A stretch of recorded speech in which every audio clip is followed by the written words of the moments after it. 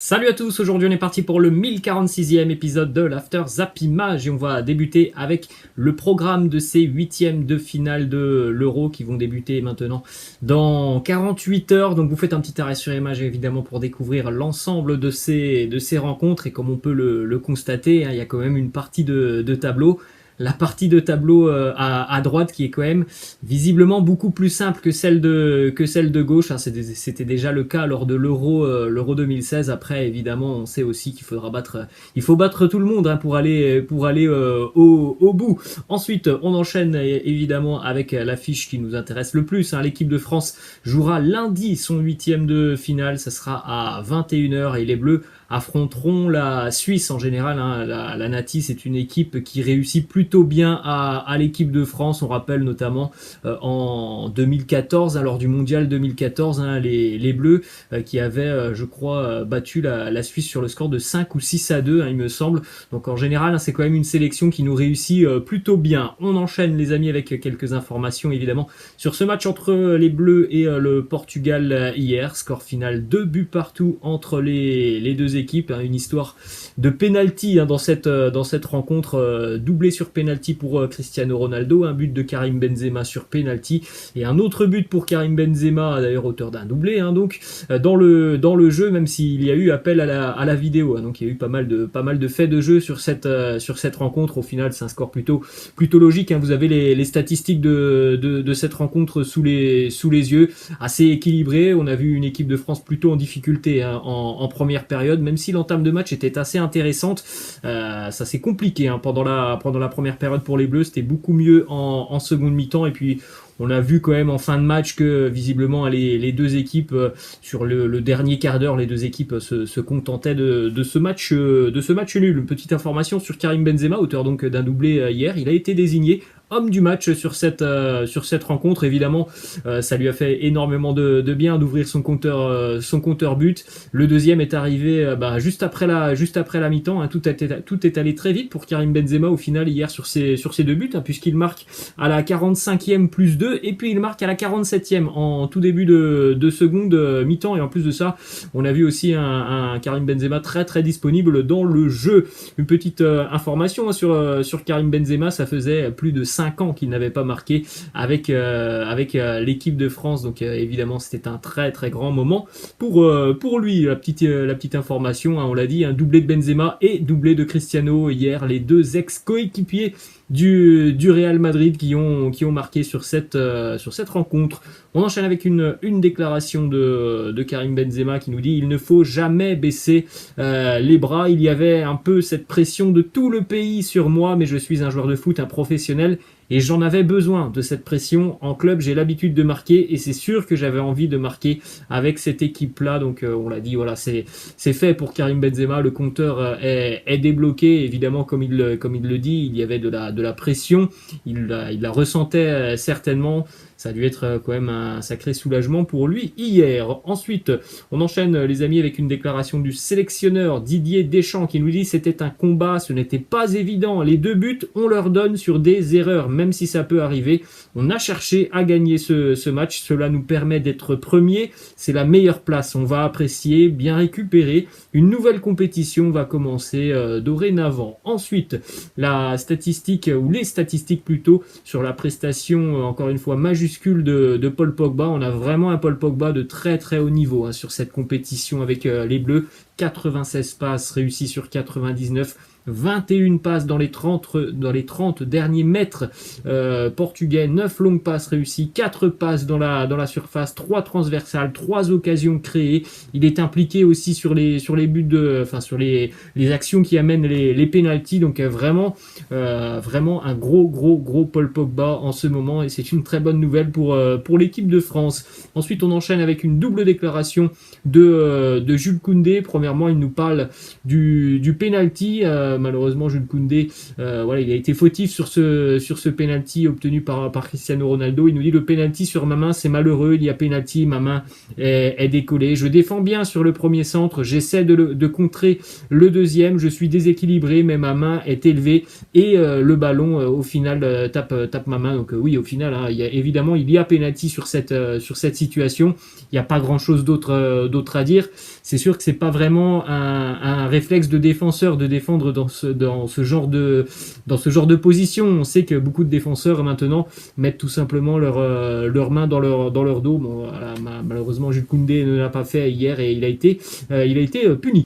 Ensuite, une autre déclaration de Jules Koundé sur donc son positionnement hier, parce qu'il n'a pas vraiment l'habitude de jouer au poste de latéral, même s'il y a déjà joué au cours de sa carrière. Il nous dit oui, ça a été dur un peu sur l'aspect offensif, et ce que je peux apporter physiquement, ce sont des déplacements très différents, mais j'essaie de faire au mieux. C'est en jouant le plus souvent que je vais avoir des automatismes. On l'a vu hier, et voilà, il en manquait évidemment des automatismes pour Jules Koundé. On verra quel sera le choix du sélectionneur Didier Deschamps pour le prochain match de l'équipe de France lundi. Est-ce qu'on aura de nouveau Jules Koundé ou alors le retour, pourquoi pas, de Benjamin Pavard. Ensuite, une petite déclaration de Fernando Santos, le sélectionneur du Portugal, qui nous parle du penalty obtenu par l'équipe de France en toute fin de première mi-temps, penalty obtenu par Kylian Mbappé. Fernando Santos qui juge que l'arbitre s'est trompé. Il nous dit l'arbitre lui-même sait qu'il s'est trompé sur cette situation. C'est un penalty sincèrement très très litigieux. Ça peut siffler, et je pense aussi que certains arbitres ne l'auraient pas sifflé. On peut aussi parler du penalty qui a été oublié en toute fin de match sur cette faute qu'obtient Kingsley Coman. Ensuite, une image aussi assez marrante, ça c'était en seconde mi-temps lors d'un arrêt de jeu. On a vu Adrien Rabiot s'asseoir tranquillement sur le ballon, une image assez drôle. Petite information d'ailleurs sur Adrien Rabiot qui a dû rentrer hier à un poste qu'il ne connaît pas forcément. Adrien Rabiot qui a évolué en tant que latéral gauche hier, malheureusement après les sorties successives de Lucas Hernandez et Lucas Digne. C'est assez compliqué pour l'équipe de France, pas mal de blessures depuis le début de la compétition. Sincèrement, Adrien Rabiot, il s'est mis au diapason de toute l'équipe, il a fait le travail, alors que c'est pas vraiment un poste qu'il connaît. Ensuite, une petite information sur les 2 pénaltys encaissés par l'équipe de France hier, et donc les 2 pénaltys transformés par Cristiano Ronaldo. La France a encaissé chacun des 16 derniers pénaltys qu'elle a subis, 15 encaissés par Lloris, 1 par Mandanda. Depuis le 16 octobre 2012, l'équipe de France a encaissé tous les pénaltys auxquels elle a fait face. C'est une statistique aussi assez intéressante. Grâce à ce doublé de Cristiano Ronaldo hier, Cristiano rentre encore un petit peu plus dans la légende, puisqu'il a maintenant atteint le record de Ali Daei, 109 buts inscrits avec la sélection portugaise pour Cristiano Ronaldo. Donc le prochain but pour CR7 fera de lui le meilleur buteur de l'histoire du football international, et ça c'est quand même assez hallucinant. Ensuite, une autre statistique monstrueuse sur Cristiano Ronaldo lors des tournois majeurs, donc Euro plus Coupe du Monde, pour les joueurs européens, il est le meilleur buteur de l'histoire. Il a dépassé donc Miroslav Klose hier. Ensuite, petite information, on en a parlé, qui concerne Lucas Digne. Possible gros coup dur pour l'équipe de France, avec un Lucas Digne qui pourrait être forfait pour le reste de l'Euro. C'est ce qu'a laissé entendre Didier Deschamps hier en conférence de presse. Visiblement, il souffre d'une blessure musculaire au niveau des ischios, et c'est pas une très très bonne nouvelle, évidemment, au niveau des ischios. Ça peut être assez long. Ensuite, les amis, on continue avec le classement de ce groupe F. Donc les Bleus qui terminent en tête, 5 points devant l'Allemagne, 4 points le Portugal, 4 points, et la Hongrie qui termine avec 2 points. La petite information sur l'équipe de France, elle a terminé première de son groupe lors des 4 tournois majeurs sous l'ère Didier Deschamps, après ne pas y être parvenu lors des 3 précédents. Donc les Bleus sont les seuls à avoir fini premier de leur groupe lors de tous les tournois majeurs, Euro plus Coupe du Monde, depuis 2014. Donc la régularité de l'équipe de France en phase de groupe, on l'a encore vu sur ce début de compétition.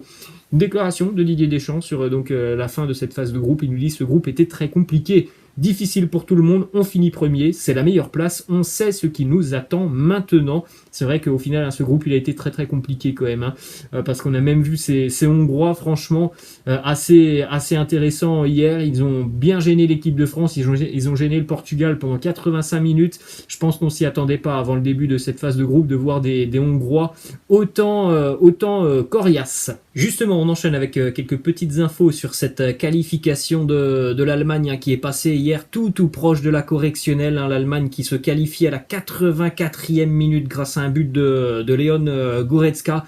Ils ont vraiment eu beaucoup de mal à concrétiser leurs occasions. Hier, les Allemands face à des Hongrois très joueurs quand même, hein, hier. La Hongrie qui s'est procuré pas mal de bonnes situations. Ça se termine donc à 2 partout cette rencontre.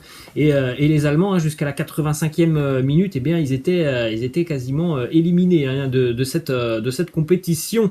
Une petite image, hein, sur les statistiques de cette rencontre entre l'Allemagne et la Hongrie, hein, et vous le voyez quand même, hein, les Hongrois terminent cette rencontre avec 9 tirs, l'Allemagne 18. C'est dire si quand même ces Hongrois ont posé pas mal de soucis hier à la sélection allemande, hein, qui a longtemps buté sur cette défense assez regroupée. Ensuite, on enchaîne, les amis, avec les autres résultats de la veille, les matchs de 18h, et notamment la victoire de la Suède face à la Pologne, 3-2, du côté polonais, doublé pour Robert Lewandowski, du côté suédois, un doublé pour Emil Forsberg, et puis le but libérateur de Claesson à la 94e minute. Ce but permet à la Suède de terminer en tête de son groupe, et évidemment c'est une très bonne nouvelle pour les Suédois, hein, parce qu'on a vu notamment le programme des huitièmes de finale de cet Euro, et la Suède va affronter l'Ukraine. Si jamais les Suédois avaient terminé en deuxième position, ils auraient affronté la Croatie. Donc je pense sincèrement que c'est peut-être un petit peu mieux d'affronter l'Ukraine que la Croatie. Ensuite, on enchaîne avec le résultat de l'Espagne. Enfin, la Rora s'est réveillée offensivement. Un festival pour la sélection espagnole hier, hein, qui a complètement dominé cette rencontre face à une triste équipe slovaque, hein, qui a coulé défensivement. 5-0 pour la sélection espagnole, avec un but pour Aymeric Laporte, un but pour Pablo Sarabia, un but pour Ferran Torres. Kučka et Dubravka ont marqué contre leur camp d'ailleurs, hein. Vous avez vu certainement cette image assez hallucinante, hein, le but contre son camp de Martin Dubravka, le gardien de Newcastle, qui va véritablement smatcher ce ballon contre son camp. C'était assez hallucinant, cette ouverture du score pour la sélection espagnole. On jette donc un coup d'œil au classement de ce groupe E, et on l'a dit, hein, la Suède termine en tête devant l'Espagne, la Slovaquie 3e, et puis donc la Pologne, hein, qui est éliminée de cette compétition. Petite information qui concerne Aymeric Laporte, il a marqué donc hier son premier but avec la sélection espagnole. Une déclat d'Aymeric Laporte qui nous dit: ce but, ce n'est pas une revanche, c'est autre chose. Je suis ici car j'ai voulu, car l'Espagne m'a toujours voulu, et je suis très content de ça. Donc non, ce n'est pas une revanche par rapport à l'équipe de France. Je souhaite le meilleur à l'équipe de France aussi, même si c'est un match que j'espère gagner, puisque vous l'avez certainement remarqué, en cas de qualification de l'équipe de France face à la Suisse, les Bleus pourraient retrouver l'Espagne en quart de finale, l'Espagne qui affrontera la Croatie. Ensuite, les amis, on a une petite déclaration de Thomas Meunier, une double déclaration même de Thomas Meunier, qui revient sur le mondial 2018 notamment, et il nous dit: on est tombé contre une très belle équipe de France, il faut bien avouer qu'ils étaient au-dessus de nous sur ce match. Eh bien, c'est bien de le reconnaître quasiment 3 ans après. Ensuite, autre déclat de Thomas Meunier qui nous dit: gagner 7 euros aurait encore beaucoup plus de valeur que de gagner la Coupe du Monde. Quand on voit les équipes qu'il y a et le niveau, c'est encore plus relevé que la dernière Coupe du Monde. C'est faux de dire ça, parce que évidemment en Coupe du Monde tu as beaucoup plus de sélections, et puis tu as aussi ces sélections sud-américaines qui peuvent être surprenantes. Ça n'a aucunement la même valeur de remporter la Coupe du Monde et de remporter l'Euro. Il y a un titre, c'est le Graal, et c'est évidemment la Coupe du Monde. Ensuite, on enchaîne direction l'Amérique du Sud avec les résultats de la nuit. La victoire du Brésil dans un match complètement fou face à la Colombie. Les Brésiliens s'imposent 2-1. But de Roberto Firmino qui avait répondu à Diaz, qui avait ouvert le score en première mi-temps. Et puis vous le voyez, Casemiro qui a marqué pour le Brésil à la 90e plus 10. Il a marqué à la 100e minute du temps additionnel. Assez hallucinant cette rencontre entre le Brésil et la Colombie. Vous avez d'ailleurs, si vous voulez, le résumé du match que vous pouvez retrouver sur internet, avec un ciseau sur le but colombien de Diaz. Le but de l'égalisation brésilienne où le ballon a été touché et dévié par l'arbitre. Ce but a quand même été validé. Le but de la victoire, donc inscrit à la 100e minute de jeu, et encore un Neymar qui a été assez, voire même très très bon sur cette rencontre. Autre résultat, match nul entre l'Équateur et le Pérou sur le score de 2 buts partout. Ensuite, on enchaîne les amis du côté du Paris Saint-Germain, une petite information qui concerne Achraf Hakimi, puisque l'Inter Milan attend que le PSG envoie son offre officielle de 70 millions d'euros pour conclure et signer l'accord. Donc là, on s'est quand même rapproché entre le Paris Saint-Germain et l'Inter. On est proche d'un accord. Ensuite, on continue avec une petite information qui concerne Sergio Ramos, qui discute actuellement avec le Paris Saint-Germain, même si pour le moment, il n'y a pas d'offre concrète. Il y a déjà eu plusieurs coups de téléphone entre Sergio Ramos et le club parisien. L'exigence de Sergio Ramos, ça serait d'avoir un contrat de 2 ans avec le PSG. Ensuite, information qui concerne Kylian Mbappé. Selon une source proche du Real Madrid, la signature de Kylian Mbappé cet été est quasiment impossible pour les merengues.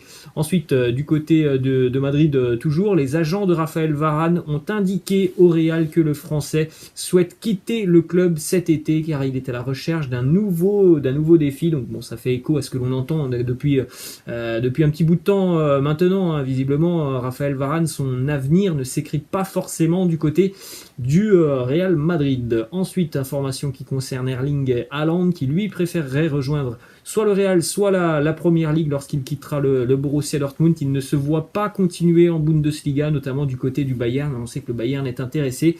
Visiblement, c'est pas l'une des options choisies par Erling Haaland. Ensuite, on continue du côté du FC Barcelone. La grosse info, normalement, c'est quasiment signé. Léo Messi devrait donc prolonger son bail avec le club catalan jusqu'en 2023. L'officialisation est toute proche. Il ne reste plus que quelques détails à fignoler pour donc clore ce dossier qui dure maintenant depuis plus d'1 an. On retourne du côté de la France maintenant avec une petite information chez les Canaries du FC Nantes. Willan Cyprien va venir renforcer les rangs Canaries. Il a fait une saison assez compliquée cette année du côté de Parme en Serie A et il devrait donc faire son retour en Ligue 1 après son passage notamment du côté de l'OGC Nice. Ça sera un prêt avec une option d'achat de 8,5 millions d'euros. Une déclaration maintenant d'Olivier Létang au micro de BFM Lille. Olivier Létang, le président lillois, qui nous parle notamment de l'avenir de Christophe Galtier. Il nous dit: les discussions avec Nice avancent très très peu. On a un entraîneur qui est sous contrat. Les contrats sont faits pour être respectés.